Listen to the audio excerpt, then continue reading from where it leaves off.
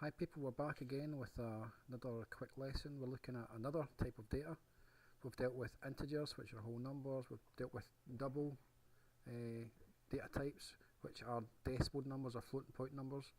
We're also now dealing with another type of floating point number called a float. Now the difference between a float and a double is size. A double can hold a relatively large number with a decimal point in it, whereas float holds a smaller number with a decimal point in it. Now you're wondering straight away, well, what's the difference? The difference is computer memory.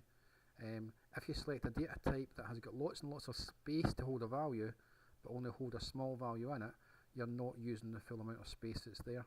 So some people prefer to use floats instead of doubles to save space in computer memory or device memory. For example, what if you've got a tablet or a phone and it's limited in memory itself?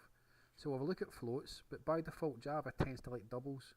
So I suggest use doubles as best you can, and only use floats if you have to. The sample code I'm showing just now, if you look, I've created a float data type. I've created float variables, f number 1, f number 2. I've given them values with decimal points. But I've also put an f at the end. The f has to be put there so that Java knows you mean float. If you don't put an f in, it assumes you mean double. Okay. The next line is just assigning the two values, add them together and store them inside the f numbers together, and then some system out print lines to show the answers.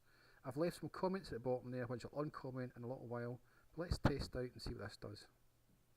So we hit compile, and it does what you expect. It gives you the same sort of output that you expected from the double example we used before. So now we're using floats, you're basically getting the same sort of thing.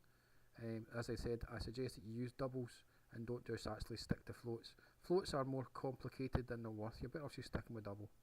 I'm going to uncomment these two lines here, and that line there, and also that line there. What I've done is I've put a simple message out saying line.floating point values.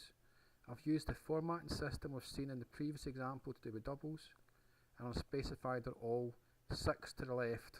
6, which means take up a maximum of 6 spaces to the left of the decimal point and 2 to the right, and I've specified the different variables I want to see.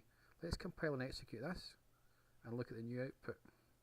So I'll scroll down and it says line.floating point values as we expect, but then below that you'll find the next 3 lines. If you look at them closely, you can see to the left hand side there's some space in some of them. The first one's got 1 space, it looks like. The second one looks like it's 1 space, but the third one's got extra space. But what has happened is, if you look down the column, all the decimal points are now lined up. So it looks like we've formatted it into a column, right? So it lines up by decimal points, and it's an easy way if you want to deal with numbers that involve decimal points that look like money and list them in a column in some way. So I'd use this if you're going to try and do that at all.